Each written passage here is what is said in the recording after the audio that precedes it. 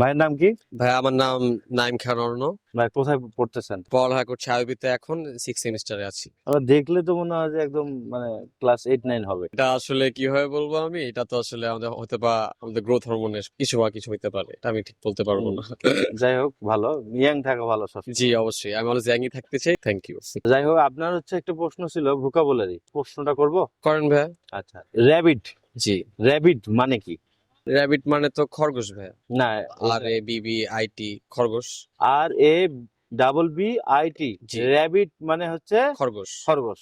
হ্যাঁ, এটা ঠিক আছে, কিন্তু আমি যেটা বলছি যে র্যাবিট উচ্চারণটা হচ্ছে RABID, র্যাবিট। র্যাবিট মানে কি? র্যাবিট, না ভাই, এটা আসলে আমি প্রথমবার শুনছি ভাই ওয়ার্ডটা। ঠিক আচ্ছা, ধারণা নেই। ভোকাবুলারি তো লক্ষ লক্ষ, এবং মনে রাখাও কঠিন। জি জি র্যাবিট মানে হচ্ছে প্রচন্ড। জি, প্রচন্ড। এটা তাহলে ভাইয়া আমি ফার্স্ট টাইম যেহেতু শুনেছি, আমি নিজের ভিতরে চেষ্টা করব মনে রাখার জন্য। হ্যাঁ, র্যাবিট মানে হচ্ছে প্রচন্ড।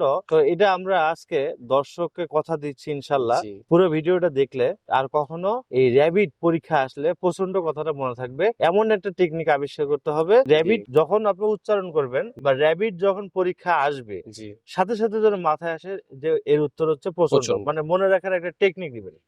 টেকনিক ভাইয়া, র্যাবিট, র্যাবিট, র্যাবকে ইট মারলো ছাত্ররা। র্যাব ইট, এভাবে ভাইয়া মনে রাখা যায়। র্যাবকে ছাত্ররা ইট মারলো।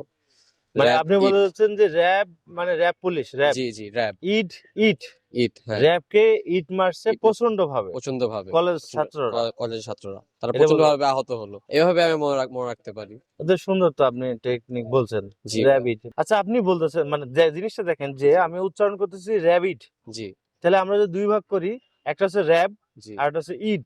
জি, র্যাব পুলিশ ধরলাম, হ্যাঁ। মানে অনেক সময় মারামারি হুম তো হুম, হয়, হ্যাঁ। তা আমরা এটা দুষ্টমিতেই আমরা এইভাবে মনে রাখতে পারি যে র্যাব, র্যাব ইট। জি, তাহলে র্যাবকে ইট মারছে ইট মারছে কলেজের ছাত্ররা। ছাত্ররা প্রচন্ড ভাবে, তাহলে উত্তর হচ্ছে র্যাবিট মানে প্রচন্ড। প্রচন্ড ভাবে, হ্যাঁ, আর প্রচন্ড। দর্শককে কিছু বলবেন? আপনি খুব সুন্দর ভাবে আপনি কিন্তু মিলাই দিছেন, আমাকে জি আমাকে জি। সহজ করে দিছেন। এটাই সবচেয়ে সহজ। চাচ্ছি ক্যামেরার যে দিকে তাকায় বলেন দর্শকের একটু। জন্য আমি বলতে চাচ্ছি যে আপনারা ভোকাবুলারি অবশ্যই ট্রাই করবেন। আপনার মানে সবকিছুরই একটা এক্সাম্পল থাকে, আপনি সেটা এক্সাম্পল হিসাবে নিজের মতো বানিয়ে সেটা আপনারা ট্রাই করতে পারেন নিজের মতন করে। আমাদের টেকনিকটা আপনাদের কাছে কেমন লাগবে?